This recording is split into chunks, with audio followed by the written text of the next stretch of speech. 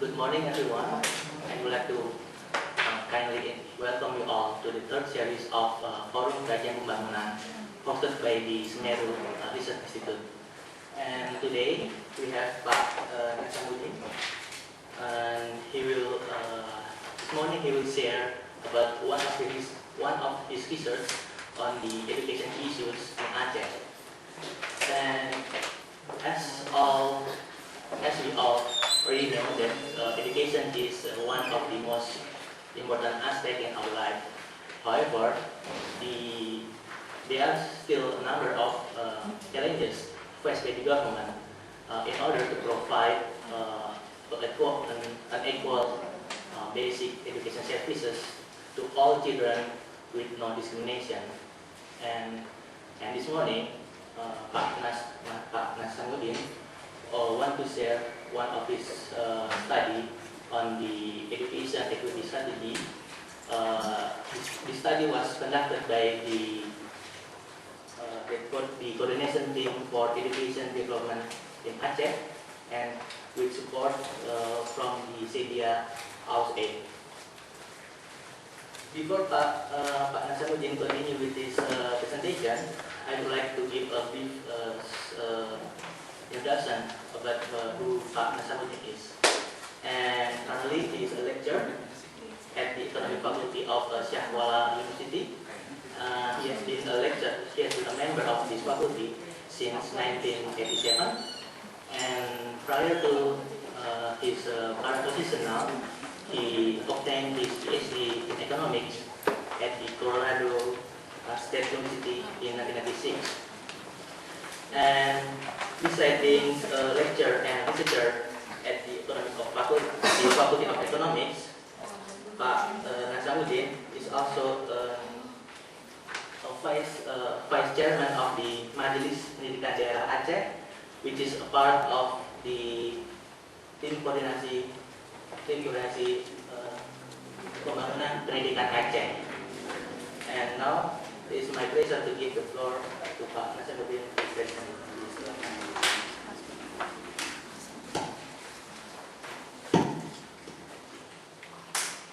Good morning, everybody.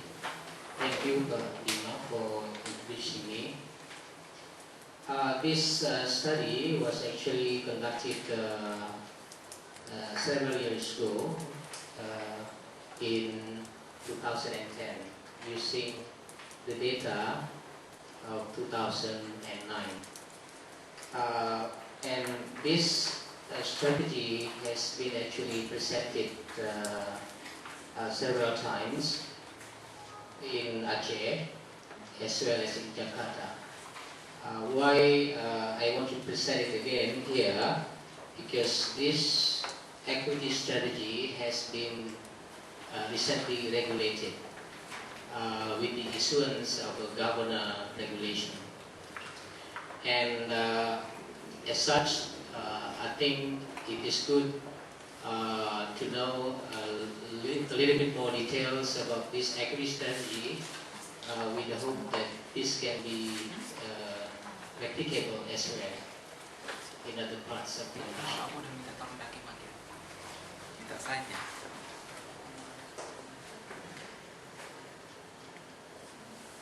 I will proceed my presentation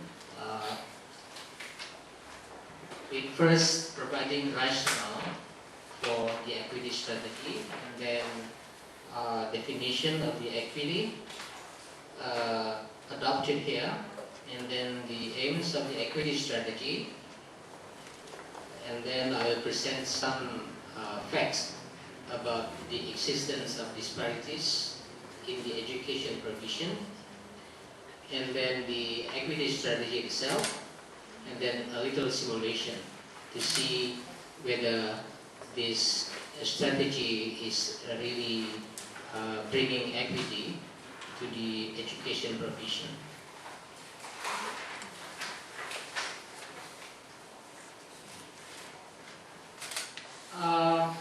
Aceh has been receiving a lot of funding, especially earmarked for education. After LOGA was granted in 2006. LOGA, which is a law on the governance of Aceh, as part of the resolution of the conflict after peace agreement was signed in 2005 in Finland. So as a result of this law, a minimum of 30% of the additional revenue coming from oil shall be allocated to fund education. That's a big amount of money. And then in the law, it is also stipulated a minimum 20% of both provincial and district portions of special autonomy funds is allocated for education. And this special autonomy fund is different from the additional revenue from oil and gas. This special autonomy fund is coming from 2% of the national ceiling for DAU, or the General Allocation Fund, to all provinces. So, and only 2 provinces in Indonesia that receive this special autonomy fund. Papua is another province besides Aceh. So, in spite of the big money flowing into Aceh, we have seen that there still exist disparities of access to quality education. I'll show you some slides that indicate that there are these disparities. So there is a concern that a big money has not resulted in a very satisfactory impact on the provision of quality education in Aceh.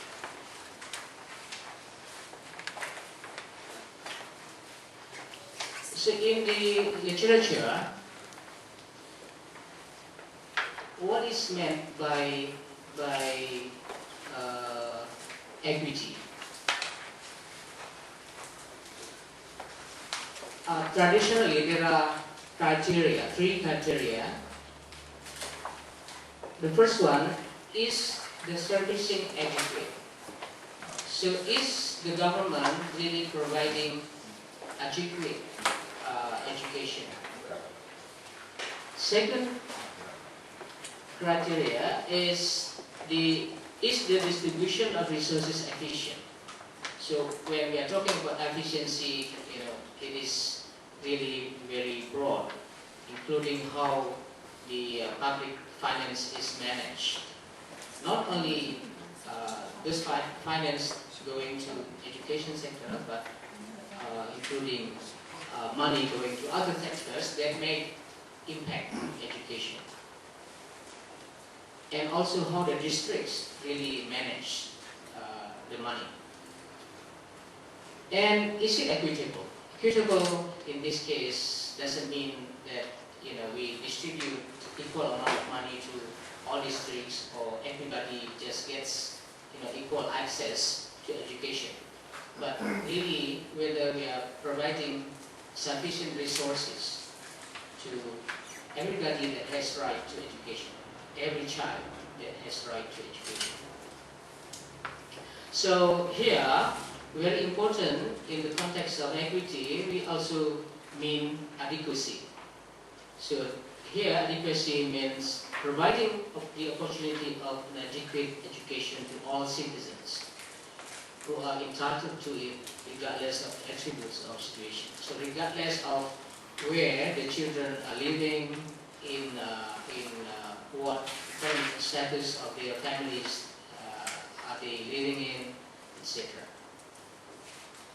And this is consistent with the spirit of education for all. So efficiency is usually linked to efforts to enable some districts lagging behind others to really catch up, especially in the fulfillment of minimum service standards in education.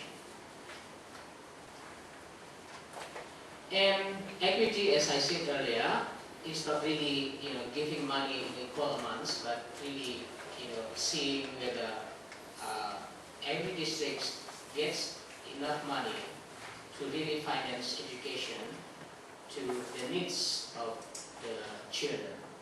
Of course, the needs vary across districts. So the overall goal of the equity strategy is really to ensure that equity targets in the RENSTRA can be progressively achieved. RENSTRA here is the education strategic planning of Aceh. Of course, in the RENSTRA there are targets that are already set. And the major target in the RENSTRA of Aceh is removing all barriers to access in education. And at the same time, promoting efficiency in the overall budget management and improving the management of education through a more equitable distribution of resources. And in the context of Aceh, because the special autonomy law provides that the special autonomy fund is granted to the province, then the question is how the province redistributes the special autonomy fund, especially for education, to all districts. So this strategy is basically providing the mechanism how it is how it should be redistributed to all districts. Specific objectives.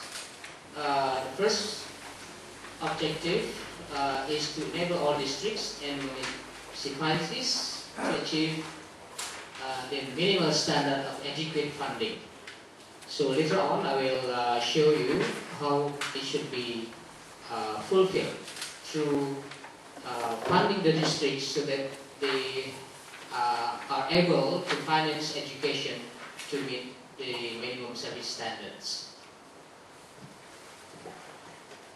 And second objective is to provide an agreed and sustainable basis for reducing disparity in the educational opportunities for all school-age children in Aceh, regardless of their attributes, their situation.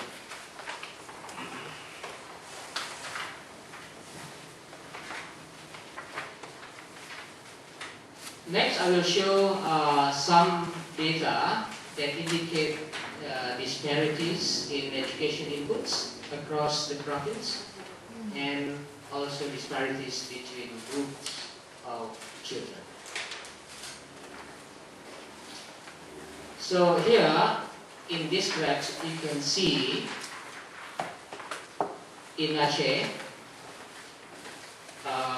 that only for the primary schools, only around 14.5% of teachers, of primary school teachers, are qualified in the sense that they meet the first degree qualification.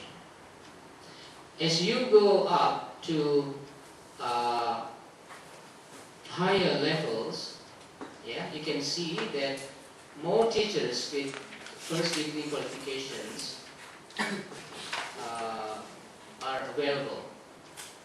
But in basic education, you can see a relatively low percentage of teachers with S1 qualification. And if you compare between the primary schools and the madrasas, this is really striking because madrasas are better in this situation.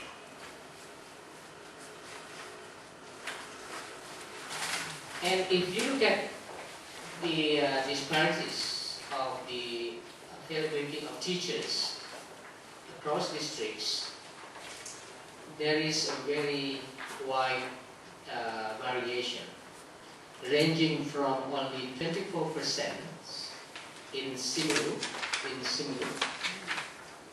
to 73%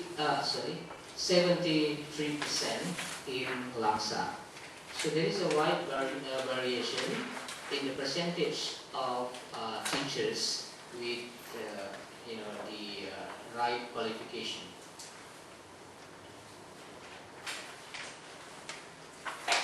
And this is just some examples of the inputs to education service. One is teachers. The second one is textbooks.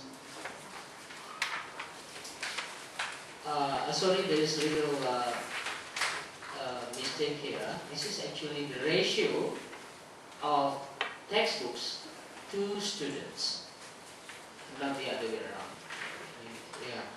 This percentage shown here is the not percentage. The figure shown here is the ratio of textbooks to students, and by using two textbooks, mathematics and science textbooks. So for mathematics textbooks, you can see that, for example, one district, PD, has more textbooks than a number of students. So that's why the ratio is 1.4. On the contrary, Bernard Maria, which is remote in the central part of Aceh, has only 1.4, meaning there are not enough textbooks, mathematics textbooks. And there is disparity in science textbooks. Of course, different districts have different capability or ratios of textbooks to students. So, in terms of science textbooks, PD is still higher, compared with only 0.4 in Bernard Maria. Bernard Maria is also a remote area, yeah, in Aceh, and Aceh Tenggara the same. Yeah. But some other districts, yeah, have less textbooks, while have more textbooks in other subjects. These are textbooks available in the library? Usually, schools provide textbooks given to students. The students keep textbooks. Some of the textbooks are usually provided through the WOS funding. So schools buy books and then distribute to students. But usually after the end of the semester, usually students return the books and give the books to other students that enter that level or that grade.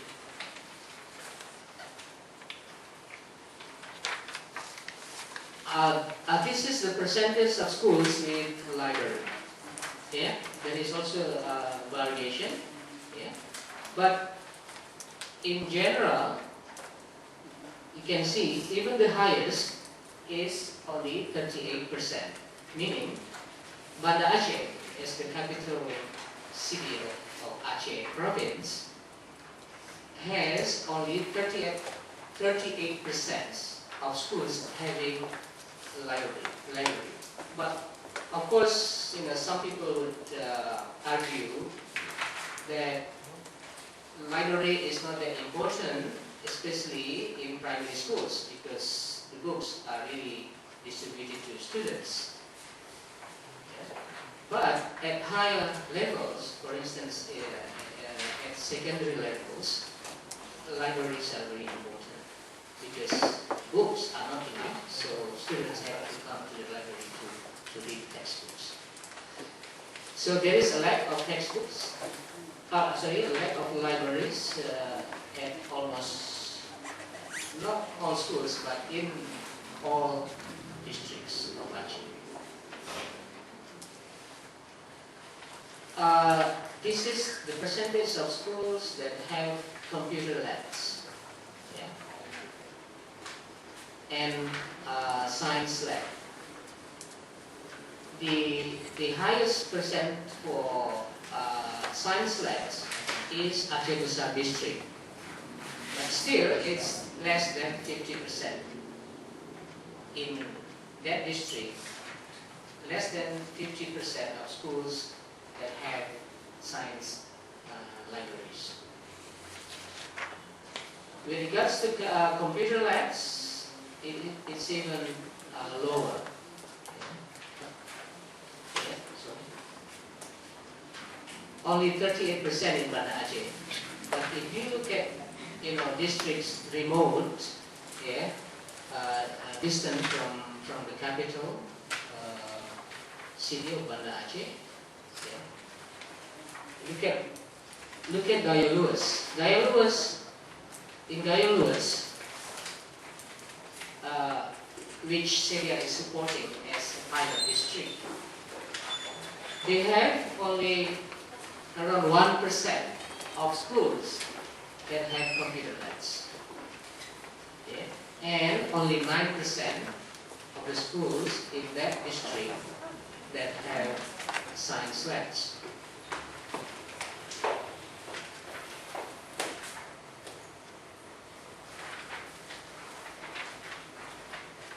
This shows the percentage of schools with accreditation at level B or higher in Aceh. And if you look at this figure here, there is variation between state schools and private schools. For instance, at the primary school level, at state primary schools, 52% of the schools are having a B accreditation or higher. Yeah, as compared with only 34% at private schools. And the same is true for higher levels of schooling.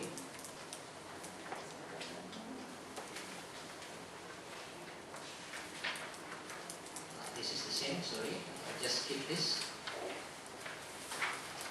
Now, those I just presented were disparities between districts in educational inputs. Alright? Here, I'll show disparities between groups of children by comparing two poor areas of districts in Aceh, PD and Aceh Barat, yeah, with the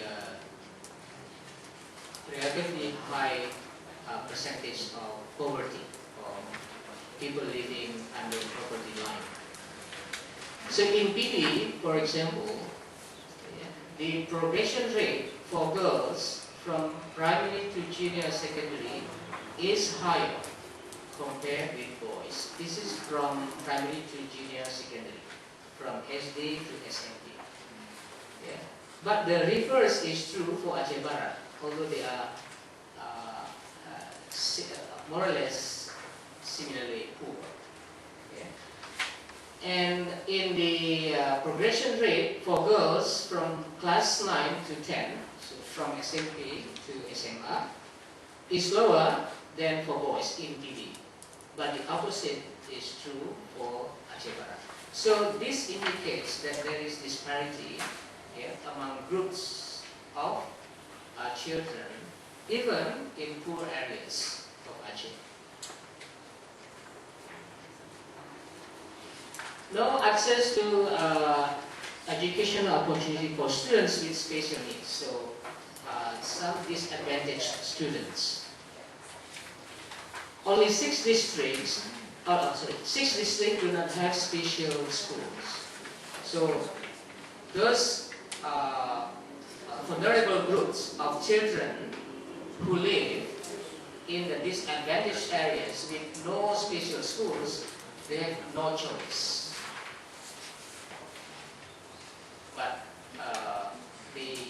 stay at home, not going to school. And on average, only 35% of disabled school-age children have the opportunity to participate in schooling. So in general, all Aceh, only 35% of disabled children have the opportunity to attend schools.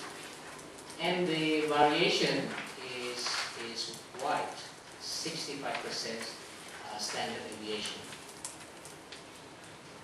And the availability of schools with inclusion programs is also limited. So there is data collected by Helen Keller International that indicate only 8 districts have schools with inclusion programs all over Aceh. So very, very few districts that have inclusion programs in schools, and that serves only around 1,000 students, disabled students.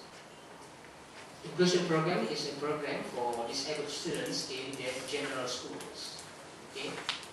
Those children going to general schools, but of course there have to be special teachers that really give service to them.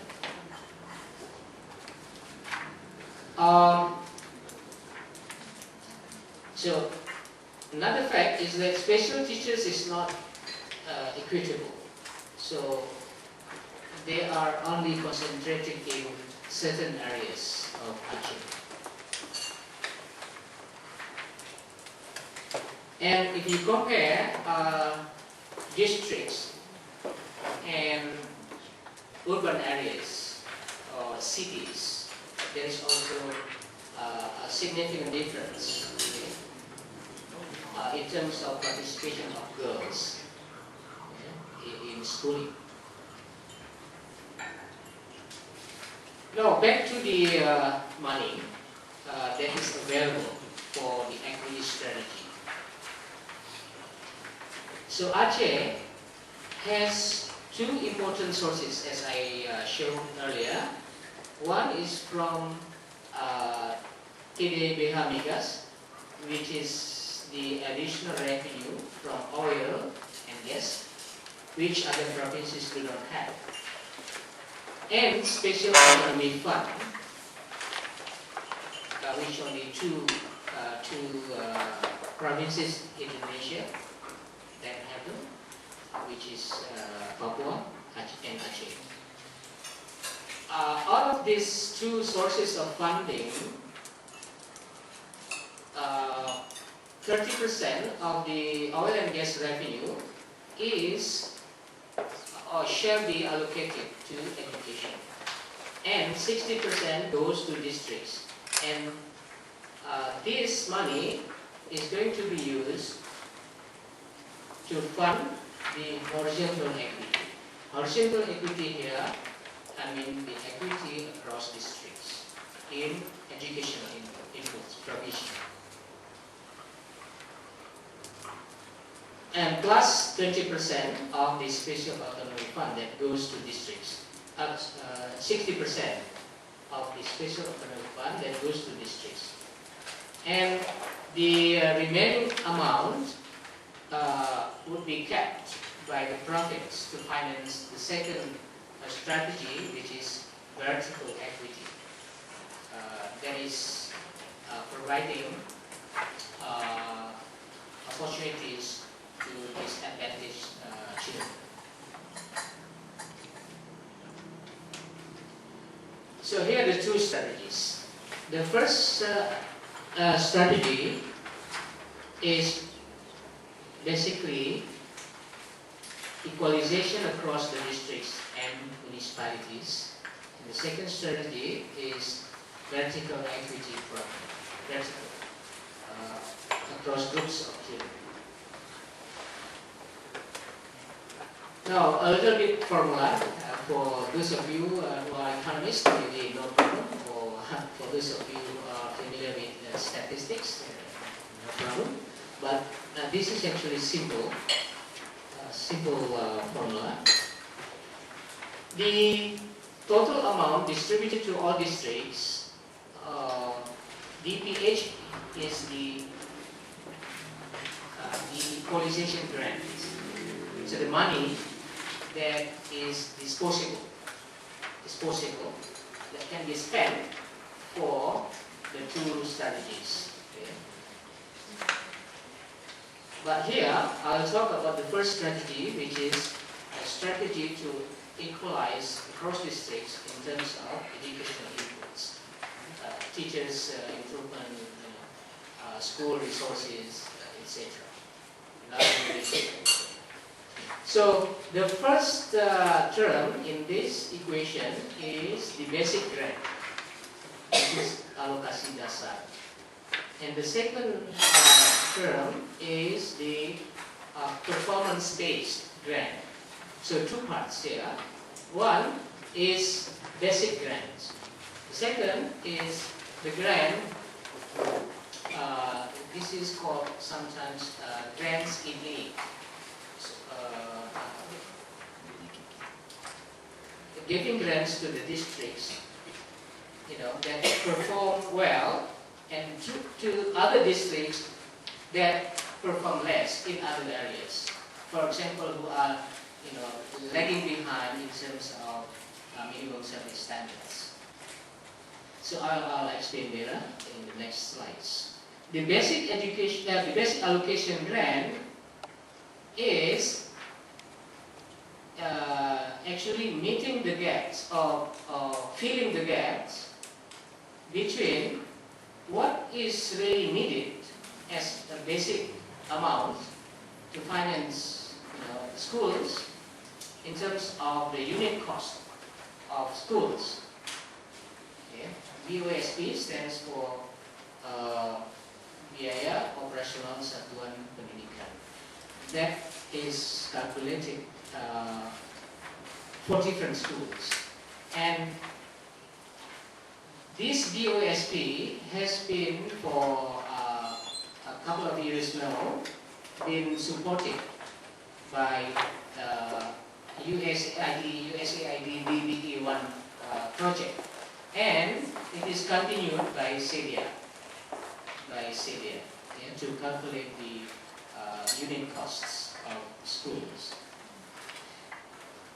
times number of students. So this is actually the sum of the amount that is required to meet the basic needs of school finance. And cost is the amount that is received through the national budget. So the data that were collected by DBE1 have shown that in many of the districts in Aceh, the gap is positive, meaning that the BOSP is higher than BOS. In other words, many schools cannot really finance 100% of the resources that they will need to meet the minimum service standards. So this strategy is meeting filling the first this gap between what is really needed and what is received by schools, and this is total. Component 2, which is based on performance and equity. JAKP is jumlah alokasi, kinerja, dan pemerataan, which is performance and equity based. So there are 4 variables that are used here. Minimum service standard, angka melanjutkan, progression rate, from primary to secondary, the students-teachers ratio, and the capital expenditure that is allocated by a particular district to finance education. So why we use these four variables? SPM, of course, to meet basic needs of the districts. AM, or the progression rate, is used here to encourage districts to provide more resources so that children at schools can finish their primary and move up to higher levels of education. The ratio of students to teachers is really to provide a stimulant to a district that is efficient in terms of providing ideal numbers of teachers at every school and in every region within the district. Why this? Because the data have shown that a high percentage of district budget goes to salaries. Why? Because they have too many teachers. So in one district, they spend 95% of their education budget to pay for salaries. So only 5% remains for financing other resources to improve quality of education. But in spite of that, many districts still recruit more and more teachers. So the current figure, the ratio of on average, Aceh, the ratio is now 1 to 10. That means one teacher, 10 students. Meaning only too many teachers serving too few students. That costs a lot of money in the budget. Okay, and the belanja modal, capital expenditure, if they spend more out of their own budget, the profits would give more money to them. So this is positive. If they can increase their own budget for education, they receive more. Ratio, if they can go close to the ideal ratio, they get higher. They get more money from the profits in terms of this grant. If they perform well in terms of progression rate, they get more. But if they lag behind in terms of minimum service standards, they get more. So this is for equity. And these are the three variables for sustainability in terms of financing. Performance-based, so that they use their money in the right way. And this is to prevent the so-called substitution effect. Because some districts, when they receive money from the province, in terms of, especially in the case of Aceh, once they receive money from the province, then they don't allocate any percent of their own budget to education. This is substitution effect, which is negative. So that's why we want to push them to spend extra money out of their own. Okay? So the second strategy is the vertical equity. So this strategy is to provide equal opportunity for children facing particular obstacles to a quality education. So there are two groups in this category. The first group are the students of poor families, including victims of conflict, girls living remote from high schools, because we have seen disparity in terms of access to education, especially in poor areas for girls as compared with boys. And yeah, we provide opportunities, higher opportunities for girls living in remote areas to really not only attend but to attend higher levels of schooling. And of course, included in this first group is gifted students, but they are coming from poor families. They are intelligent, they have good intelligence, but they cannot afford to continue education just because of the economic status of their families. So this strategy is to provide scholarships, and the second group is the students with physical and intellectual disabilities. They cannot access schooling just because there are no schools for special children. Or even in urban areas, there are no schools that provide inclusive education.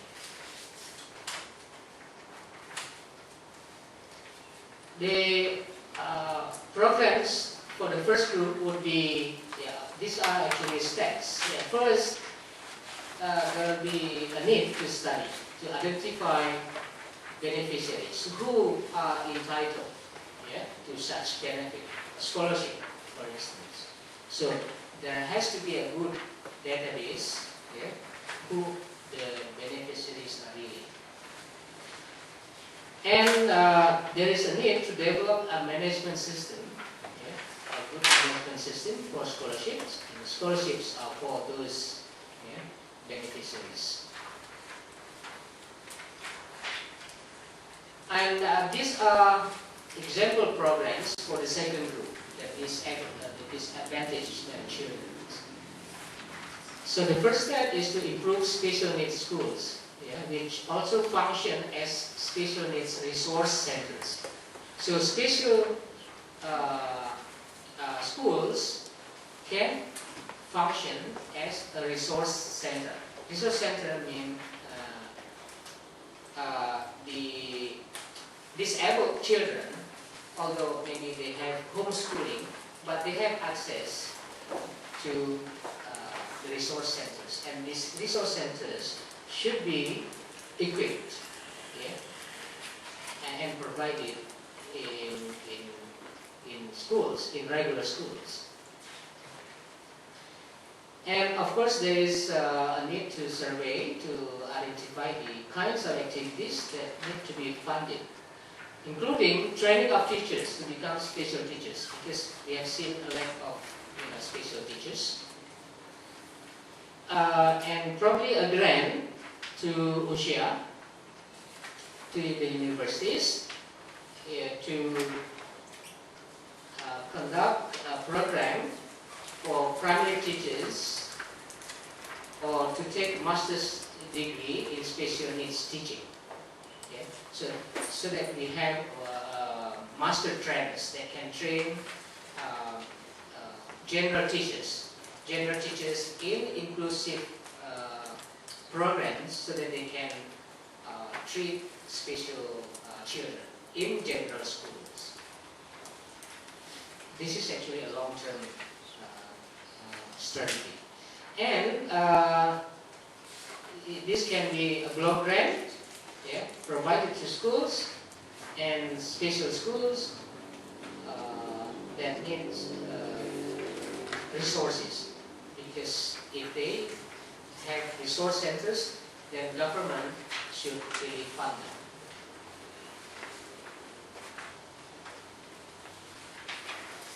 Okay, now back to the first strategy. First strategy, which is horizontal equity strategy, providing for equitable resources to all districts, so that they can provide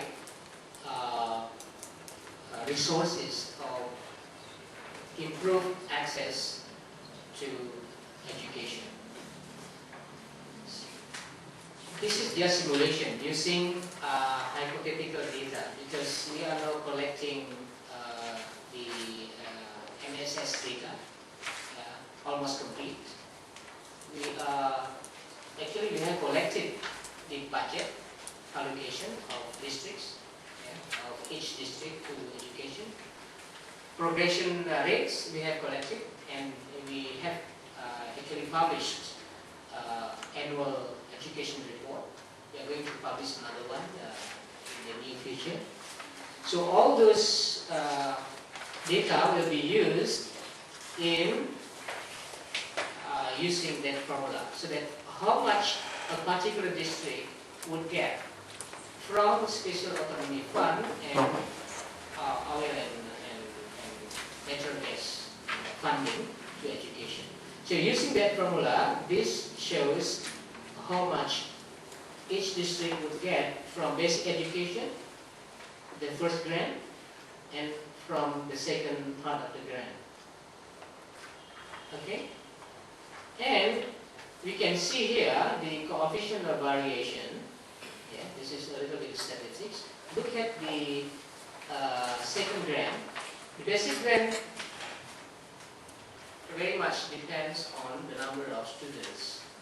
So those districts will have more students, of course will get more, because fulfilling basic needs, right, depending on the number of students. But the second grant,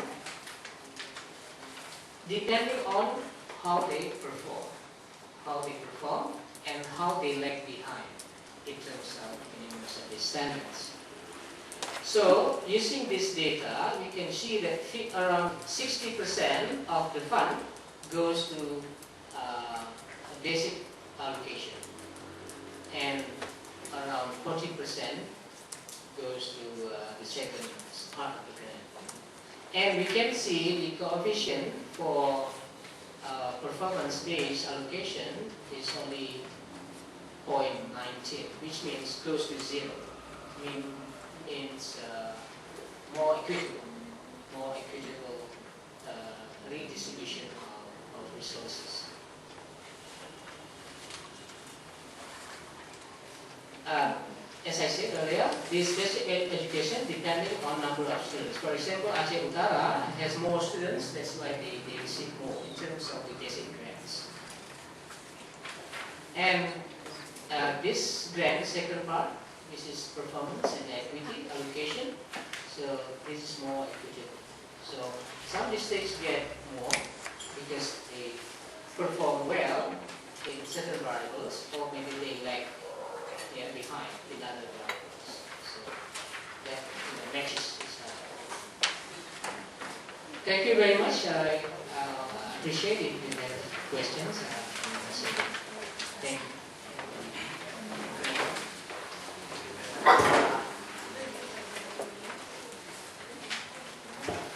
Thank you very much, Pak Nazamuddin, for the presentation.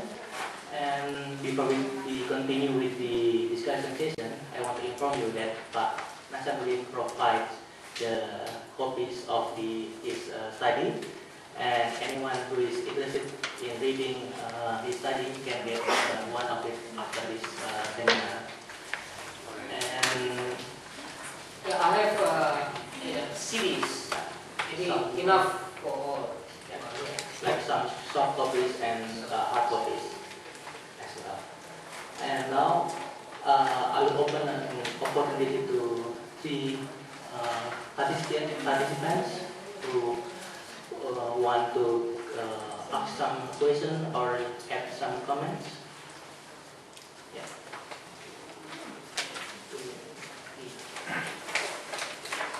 Could you please introduce your name and institution?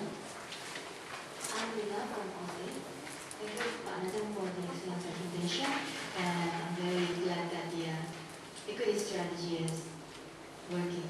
So I was wondering to seek your confirmation whether that equity strategy has been implemented in Aceh, and if so, is there any study that shows any progress or improvement after the district receives this equity strategy or received from the performance base, whether that has been improved, that performance in education, or is there any other unexpected outcomes from that. Thank you.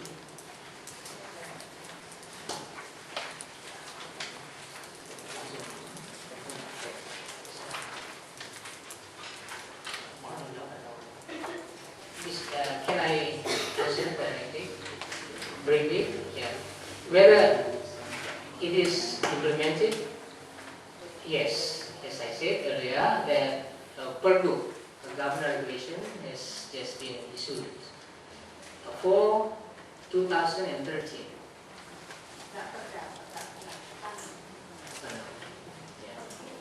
It's a governor regulation. And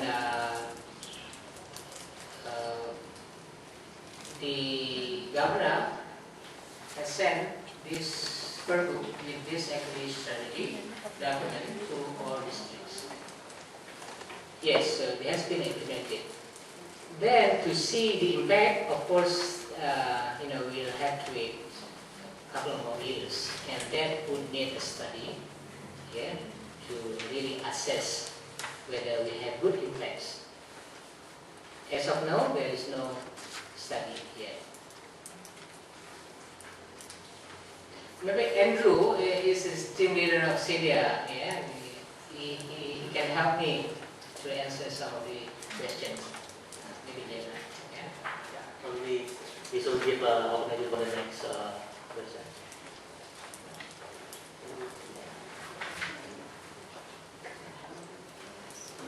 Just to make sure about the implementation of the strategy, is that the strategy 1 or 2? And the other question is about the data collection in district. Who is doing that?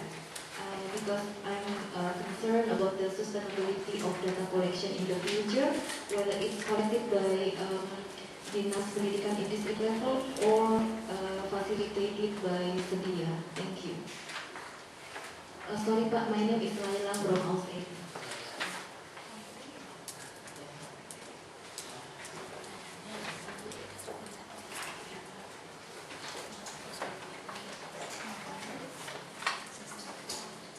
Oh, yes.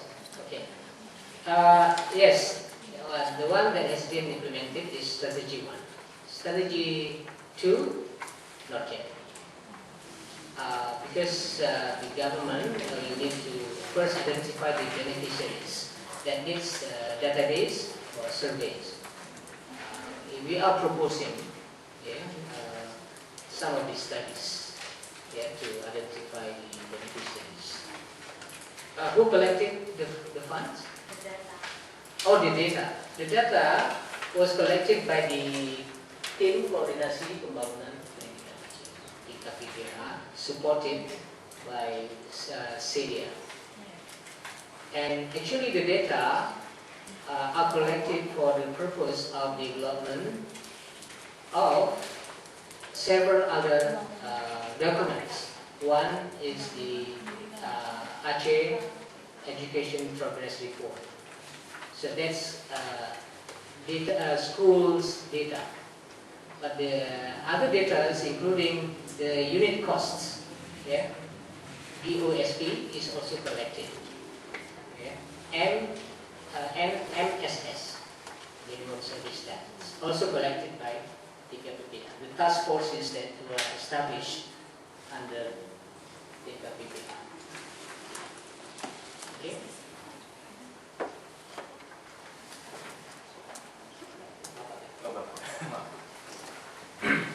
Thank you. My name is Shuaib from Bogor University. About the fund, I understand that the oil and gas should be decreased maybe in few years. So, what the next if no more low gas? Because like Aaron will be expired next year.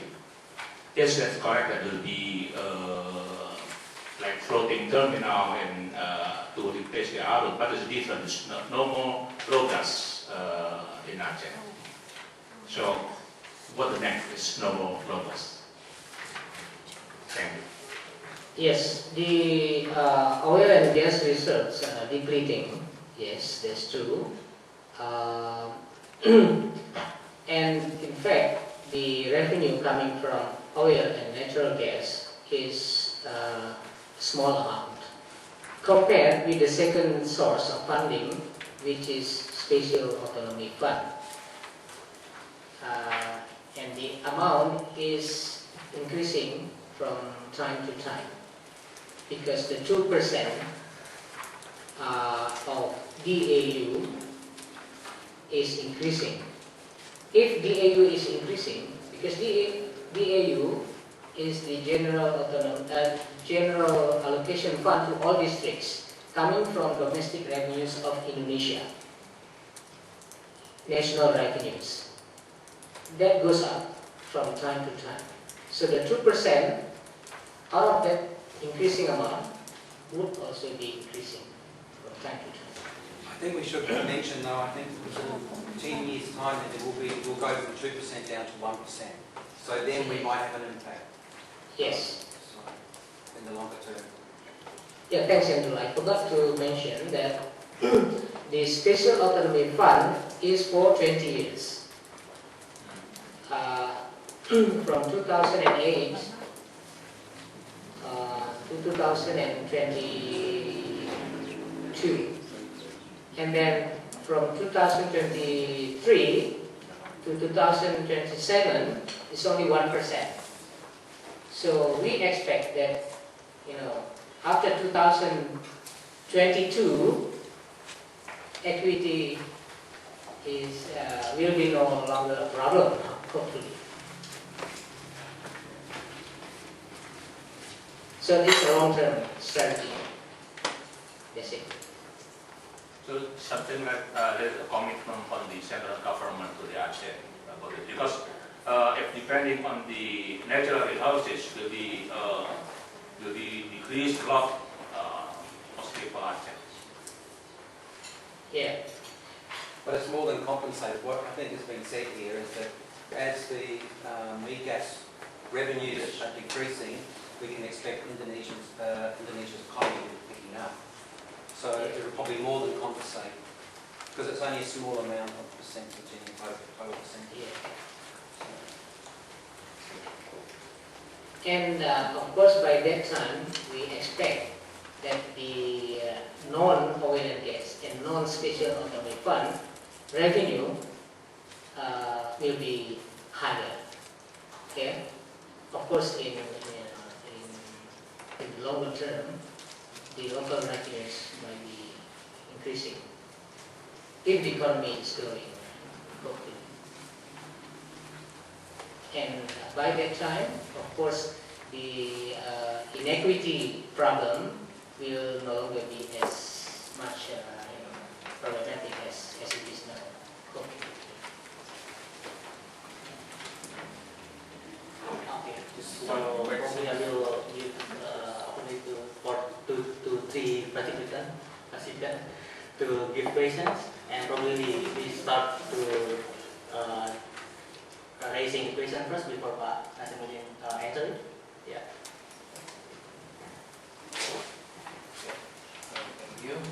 My name is Agus Widiarto. I am the staff for the House of Representatives, member of Parliament.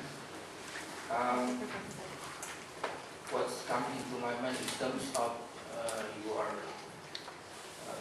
your presentation, the data you are collecting based on your result, if I am not mistaken, is 2009, right?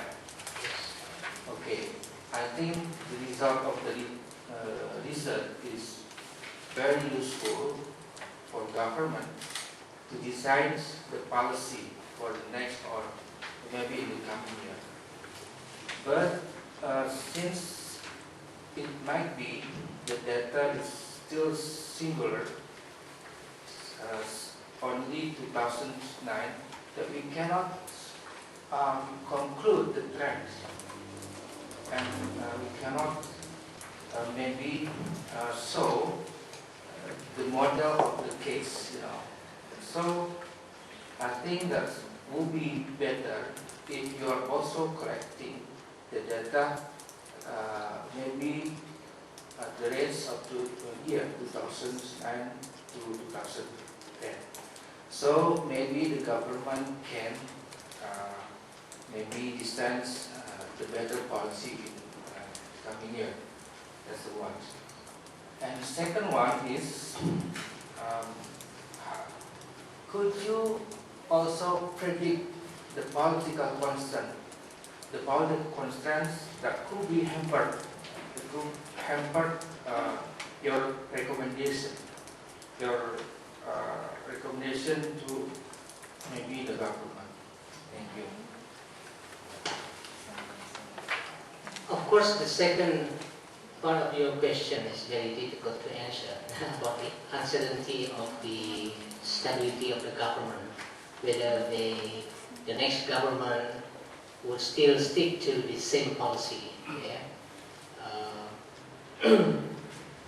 I cannot really answer that question, but there are always political constraints when there is a change of government. Yeah? But I think we can say that SETI is also committed to assisting the provincial government to revise the current anam for education, and in that we'll be including the equity strategy as part of the revision. So we will reference this, so it should have longevity beyond the next government. Yes.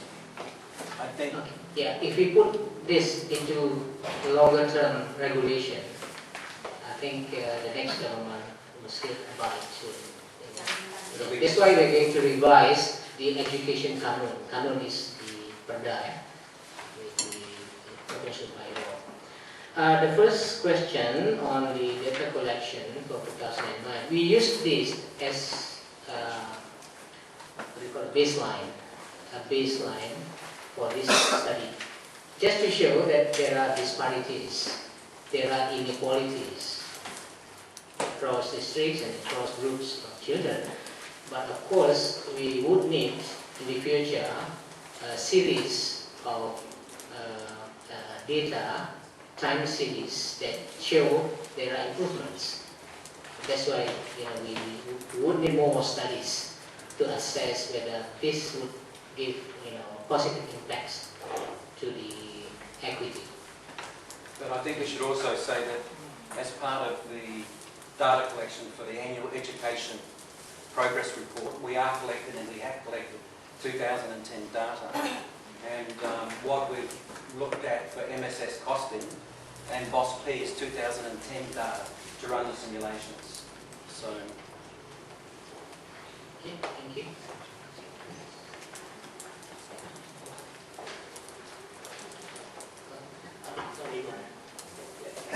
Bu Hana first.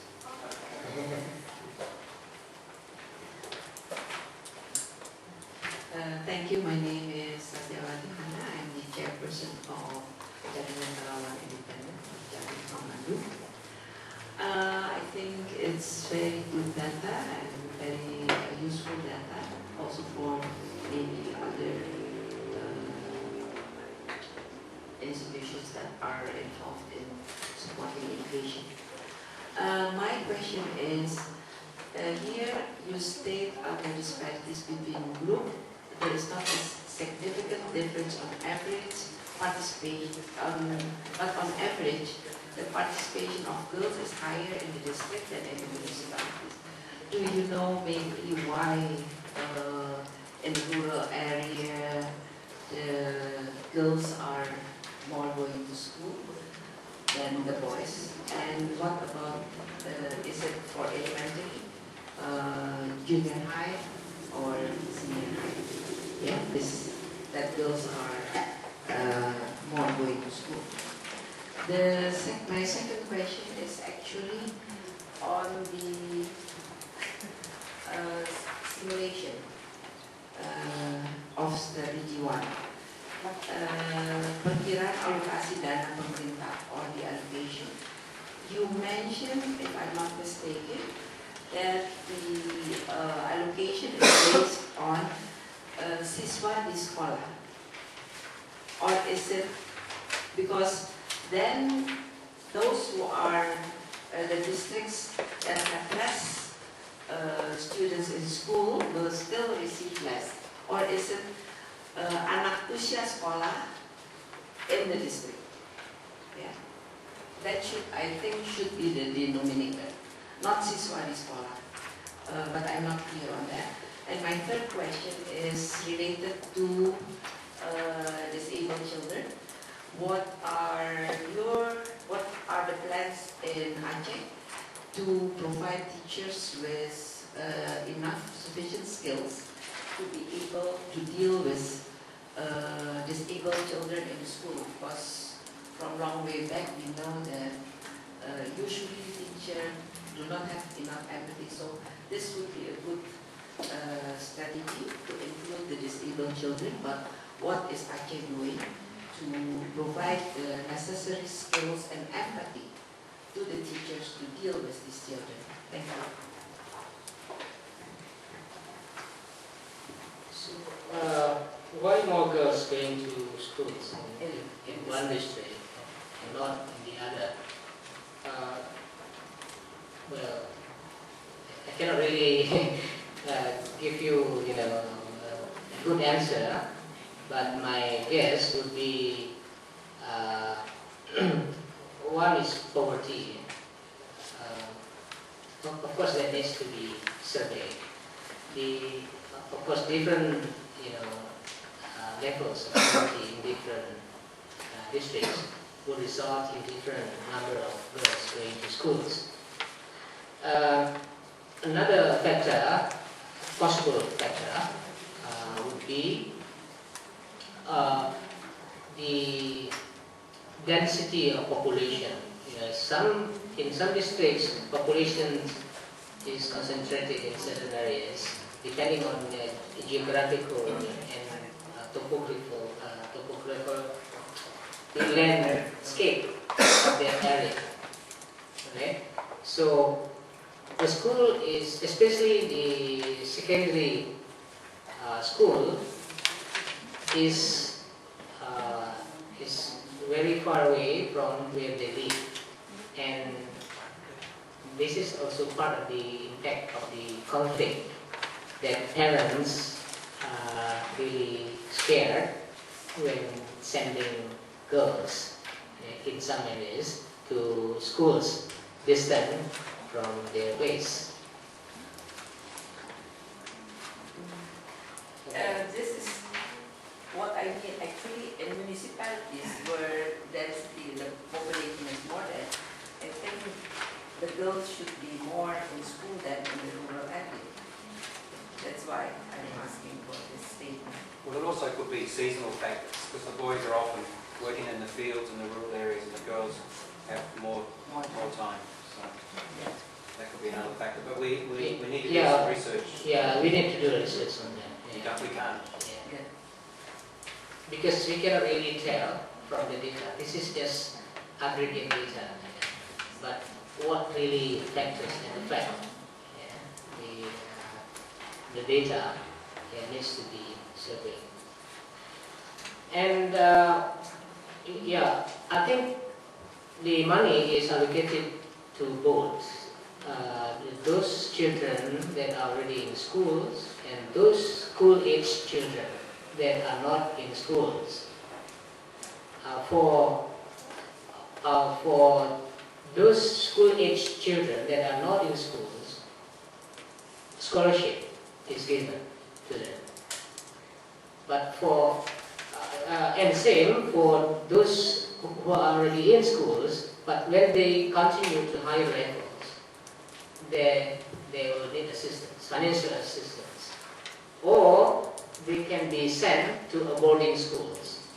Okay? Especially those children from remote areas, coming from poor families. Maybe the government can give scholarships and put them into boarding schools in urban areas maybe. Of course at high levels like SMA, senior secondary.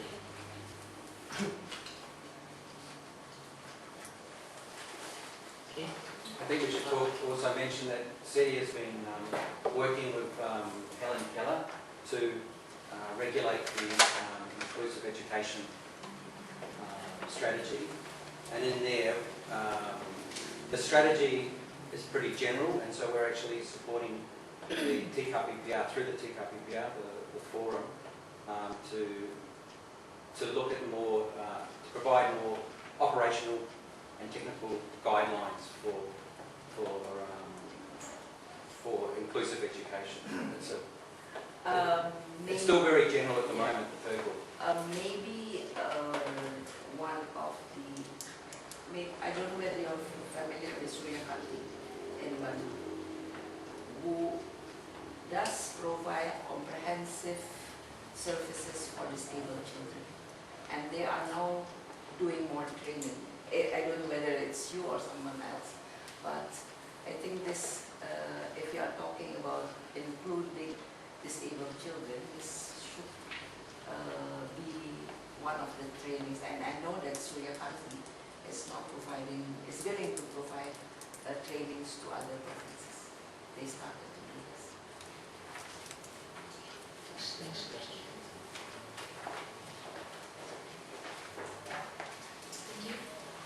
Thank you, Pak Nazam, for the very comprehensive presentation. My name is Ida from Strategic Asia. I would just like to ask, for the horizontal equity, how would you measure the performance allocation? Like, for example, how many awards would they achieve, or the many students graduate, or how would you measure the performance allocation? And my second question is, when will the strategy 2 be implemented? Is it after strategy 1 or in parallel to strategy 1? And that is all. Thank you. Okay. Thank you.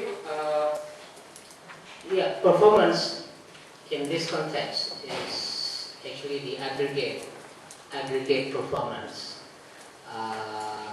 of a district, of a particular district.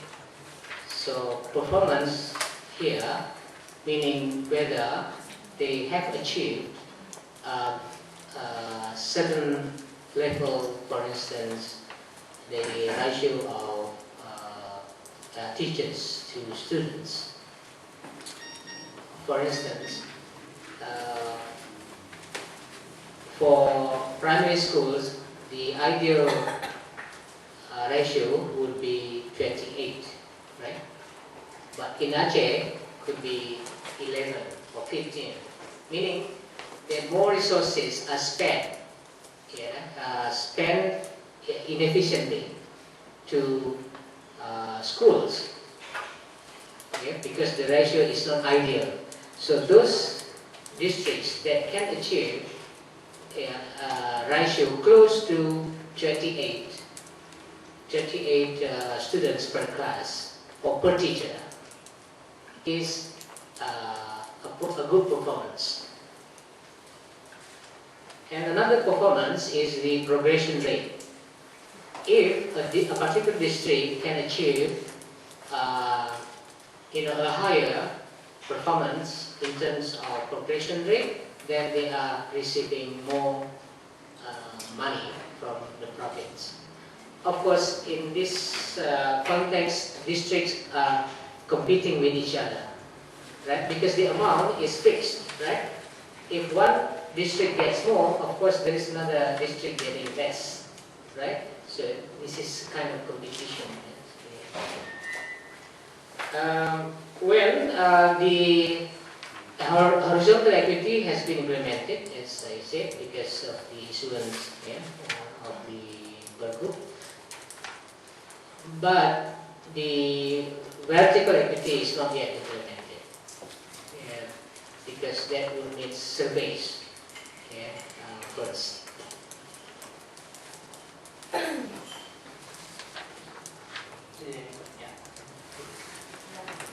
is Pamela. I'm from Semeru. I would like to just give more comments on your research. I think the data, you have enough data, sufficient data, but what next and what we want to hear more is the explanation on why is this and why is that. So for example, in your slide number 9, maybe you can explain to us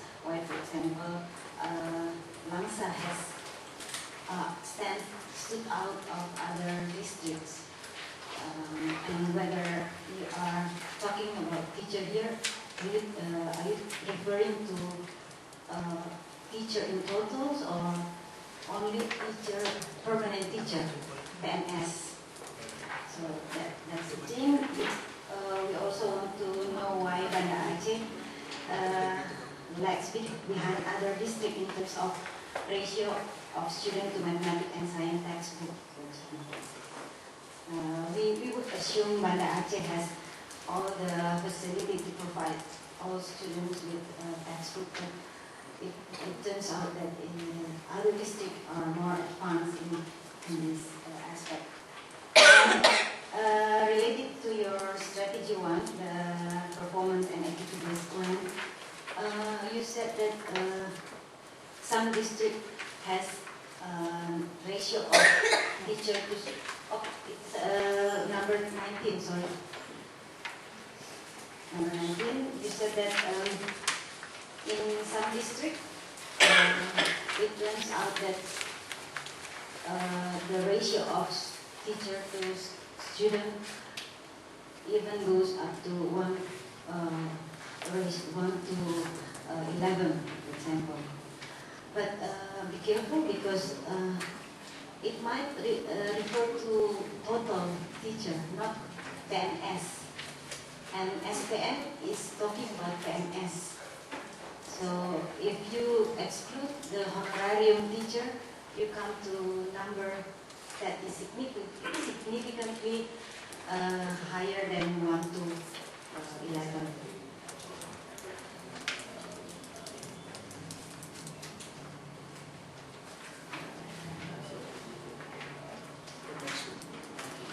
Yeah. Also, do you consider to include the value of national exam test in the performance and equity-based plan? Why don't you include that? That kind of item. Thank you. Maybe in brief, why Langsa has a higher student to teacher ratio?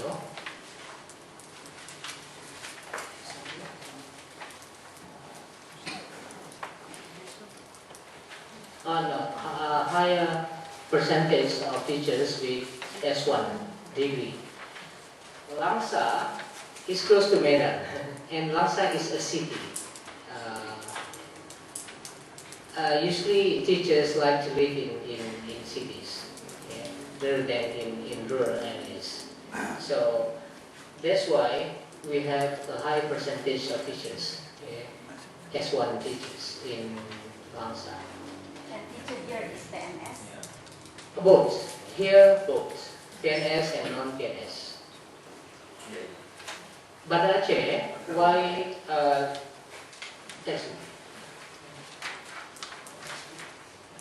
Yeah. Textbook, Banda Aceh, where is Banda Aceh?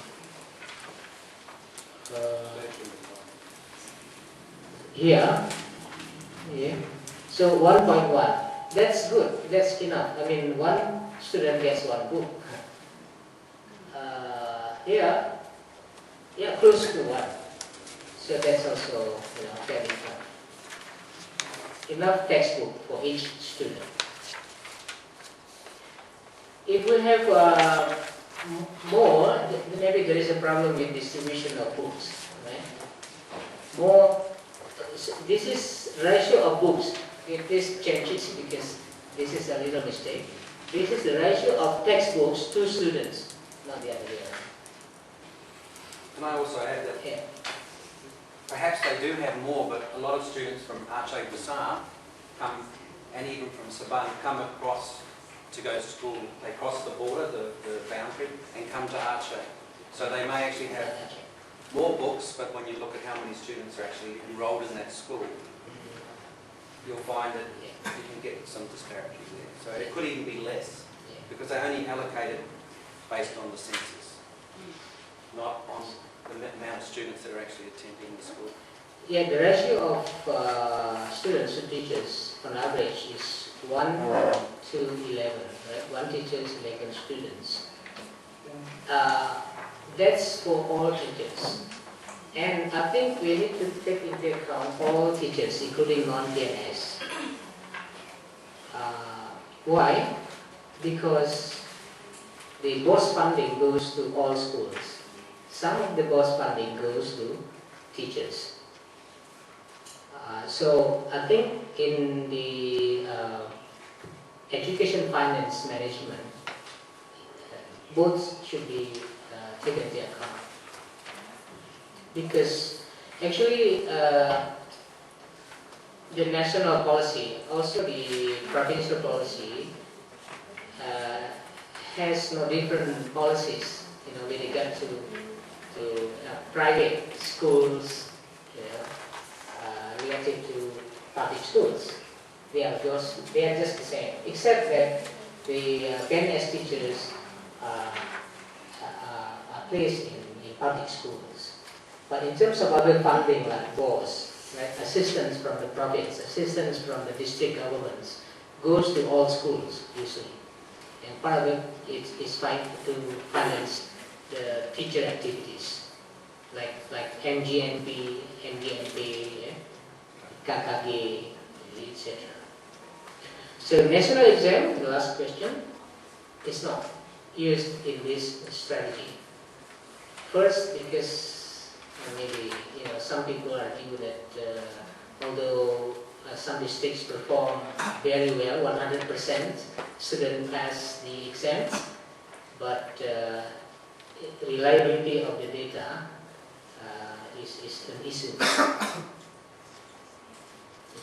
We can point that out too, because Aceh has actually dropped back in terms of those students that have applied to go to university. We've dropped back, I think, 2 places. I think we're now 33. So whereas if you look at the results for the national exams, we're doing quite well, but in actual fact, those students that then apply or sit the university entrance exam, most of them have failed from very poor results. In other words, it's not reliable. It's not reliable.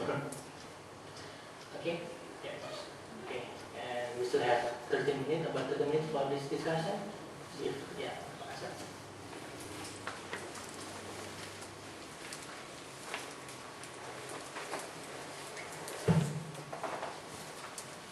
Thank you, Pak Nana, for very interesting presentations. I think this is quite good strategy. I have a couple comments or questions on the formula. The way I understand it, based on the formula, the grant at the grassroots will benefit mostly children already in school. So one of my suggestions is that if you plan to improve the formula sometime in the future, perhaps you could include the rate of retrieval of children who are not in school into school. Because my understanding is that when children drop out from school, it's very difficult to retrieve them back into school.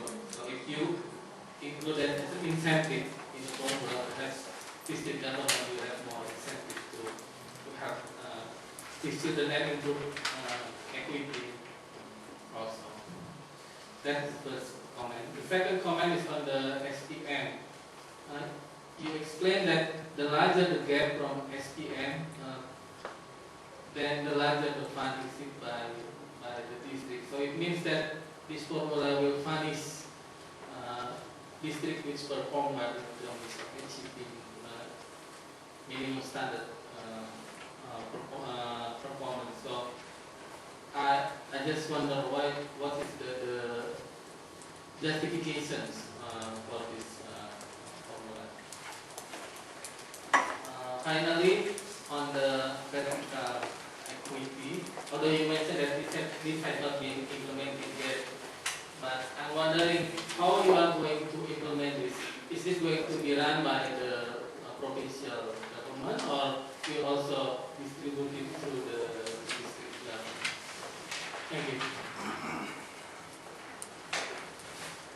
So again, the first equity is just a strategy of the profits to redistribute resources. The money that they are receiving from the central governments, from oil and gas and from special economic fund. But how and on what items the district would spend is on their at their discretion, okay, including those children that are not in schools. So the formula as it is being used here is just for the purpose of calculating how much, but how they are going to spend the money, who they give scholarships to, depends on the districts. So it's like a block grant given to a district. How they spend is up to them. So I think for the districts, to allocate some scholarships or maybe to finance, those children who are dropping out, maybe how to retrieve them back to schools, right? So that can be used. So this formula is only to determine how much you get. After you get the money, it's up to you how to spend. And on SPM, whether it is a punishment, it is not, because this formula covers both. Yeah. Actually, meeting the gaps, that's one thing, but that's not 100%, right? Because the formula. Okay. Here, yes, if you perform better in terms of SPM, then you get less, but you will receive more. Yeah, in other variables, right? If you perform well in progression rate, if you have good ratios of teachers, if you spend a good amount of money out of your budget, then you receive more. And actually, the positive, or reward is more in this case, as opposed to punishment. Of course, after some years, maybe if SPM is fulfilled, this can be zero. Maybe in 10 years' time, this can be zero. And beta here, beta 1, beta 2, beta 3 is a policy parameter. If maybe in one particular year, the provincial government, because this allocation is issued every year when they decide on the budget, right? So they can change the beta from year to year. For instance, for this year, SPM is still an issue. Then maybe we put 0.3 here. Maybe next year could be 0.1, so less punishment. And maybe in the future, 0. That means this variable drops of the formula. The third question from vertical equity is the responsibility of the province. Because the funding is coming from the 40% portion of the province, according to Perda or Kamen. The horizontal equity is districts, the 60% portion. Yeah. Still any more questions?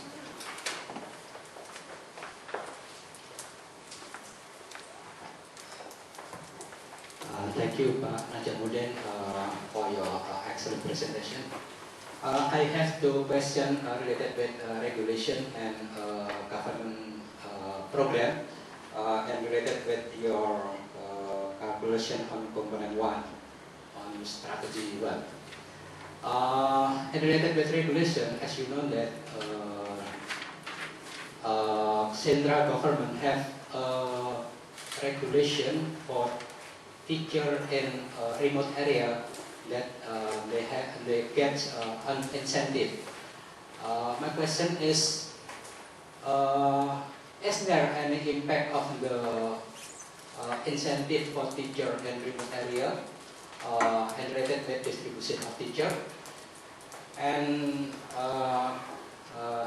related with this, is there canon or provincial regulation also regulated about incentive for teacher in remote area? And secondly, in your strategy one, in the formula, you only mentioned about BOS program. As you know that national program for school and student, the government also have another program beside BOS, such as Basyahsaid miskin, a scholarship for poor children, and so on. So why didn't you include this program in your formula? Okay, thank you. Thank you. Yes, the national government also provides incentives, benefits to teachers in remote areas. In Aceh, both the provincial and district governments also provide additional benefits to teachers in remote areas. But that is not included in this formula because for one reason, the amount of the incentive changes, right, from time to time, and it's very difficult to monitor. And also, teachers belong to the districts. Actually, teachers are recruited and distributed across sub-districts by the district governments. So, what the province can do is only give some additional incentives to those teaching in remote areas. Okay, on scholarships for poor children, yes, in addition to BOS, poor children also receive scholarships. That also may be more ad hoc, unlike BOS. BOS can be more permanent in that sense. When you want to allocate money, especially the province, to the districts, the BOS data can be used. But scholarships, well, this is my personal opinion, it's difficult to really get good information on how much and how many students receive scholarships. Okay. Okay, so if anyone has any question, because we have And again, this formula only tells you how much the province should allocate a certain amount of money to one particular district. But whether the districts will spend on scholarships, on incentives, etc., that's all up to the district. But in the end, they have to perform well. That's the only thing that we want as a province or as the central government. So this is really a results-based allocation. Instead of looking at detailed information, actually in theory, the simpler a formula is, the better.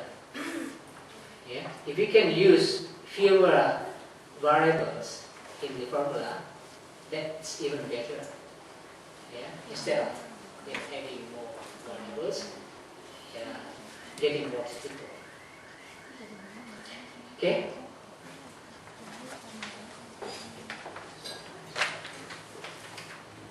Thank you. My name is Jan Wijayanto. your effort for our members. We all know that education is not only a mechanical process. I just want to know, and can you describe about special needs school in one kind of strategy, 22 page, improve special needs school, which also functions as special needs resource center, equipping regular and so on. What kind of special needs school can you describe that, Mr. Nazamuddin? Yes. Thank you. Okay. Thank you. Well, special needs schools include SDLB, Sekolah Dasar Luar Biasa, SMPLB, Sekolah Menengah Pertama Luar Biasa. All those luar biasa schools are special schools. But in Aceh, only few districts have special schools. As you go, higher level of schooling, less opportunity for disadvantaged children to go to school. So in addition to special schools or sekolah luar biasa, it is also important to improve the general schools that can provide inclusion programs, so that they can serve special needs students. So that's what we mean in this strategy, in the second group of children. So providing access, better access to special needs children and schools, providing resources to schools that serve disabled children. Okay? Inclusion program, in the inclusion program. Yeah, thank you.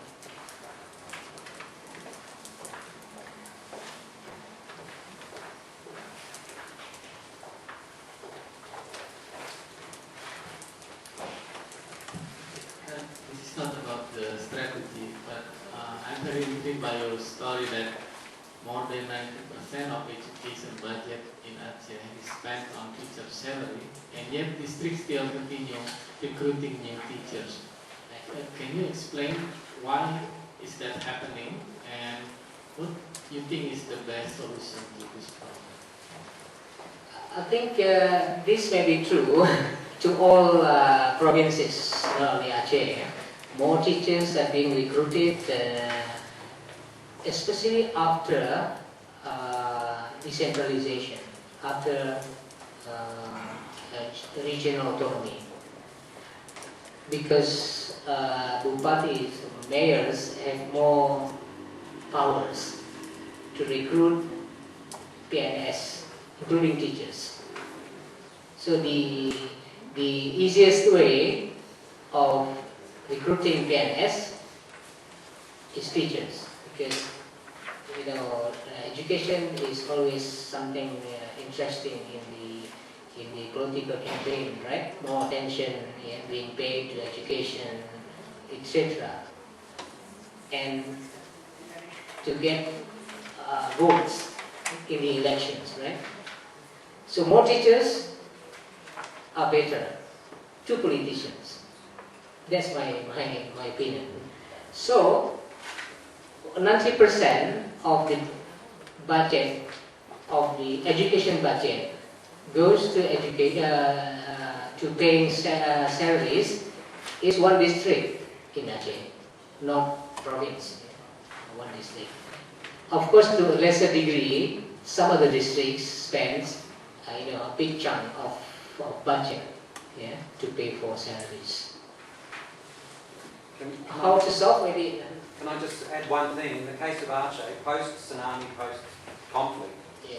there was a lot of teachers that were recruited, and a lot of those were later taken into the PNS, taken on as PNS. So they were there anyway, and there was an excess of teachers as a result of the tsunami. There have been suggestions, this is part of the solution perhaps, yeah? There have been suggestions that teachers are taken back as central government employees, being paid through PBN. But that's a big, debate, yeah? Whether after this regional autonomy, you want to, get back the powers that you have really given to the districts, to the provinces. But in the districts, in the provinces, this is a big issue, especially in the province, in Aceh, especially in many of the discussions I've attended, that some people want, the provincial people usually want to take back teachers from the districts, to tackle this issue, so that districts can just spend their money on other things, other than teachers. But then the issue is whether the province can keep more money. The district would demand, this is our right to get, because this is the regional autonomy. Yes, some of the money should go direct to the districts. Why take back to the province? So this is a very difficult, issue. Maybe it's true nationally. Aceh, I think it's a big issue in Indonesia, in general. But of course, more teachers are being recruited. I've heard that some of the provinces like Bali, or even a kabupaten in Bali, is doing well. So they have good ratios of teachers to students, etc. So efficient in terms of budget. We've also worked with some of the districts to issue some local regulations to freeze teacher recruitment. But that doesn't always work, because often the teachers are sent from the national level anyway. As in the case of PD, I think, they've got an extra 20 teachers. So. Yeah. Okay. Okay, so who would you like to question? What about the quality? I mean, with any record from time to time, quality comparing with what standard we use here? I have a bad personal experience. My eldest boy is school at the Aceh Tengah, from the first grade until the 8th grade. When he moved to Bogor, he don't know nothing. Yes, of course, it's 15 years ago. But what was the standard quality? What we're talking on this discussion here? Thank you. Well, it's another issue, quality. When you are talking about equality of education, there are two things, in terms of measurement. Whether the graduates from schooling can get jobs, right? After they graduate from the education system, whether they get good jobs, right?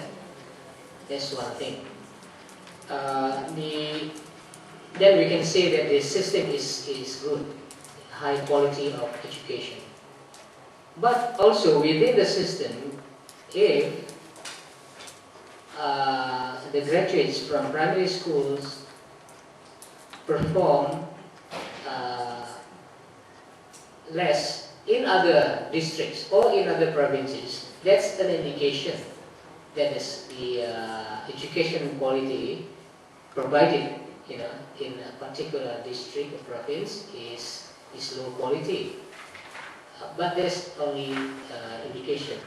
But we have been using the percentage of senior high schools graduates entering university in Aceh as the indicator of quality.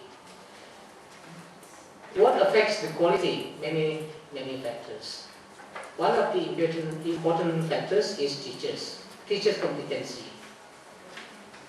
Although you have qualified teachers in terms of S1 degree, but the issue is whether they are competent.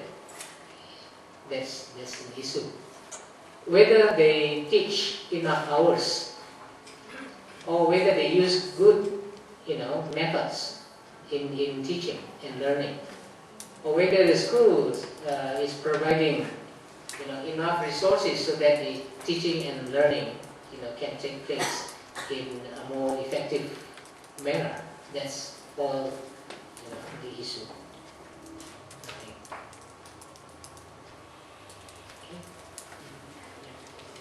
So we still have like 10 minutes. Probably one last question. Nikhil, you raised your hand. Okay, it's already answered. Oh. Okay. So if there is no more question, then let's just give a full applause to Pak Nazamuddin and thank you very much for your participation. And don't forget that Semeru will host the next FKP on next Wednesday. We will start from like 10:30, and the topic is about the CPI, the Consumer Price Index, will be presented by Susan Elvia from the University of Melbourne. And we also serve lunch for everyone.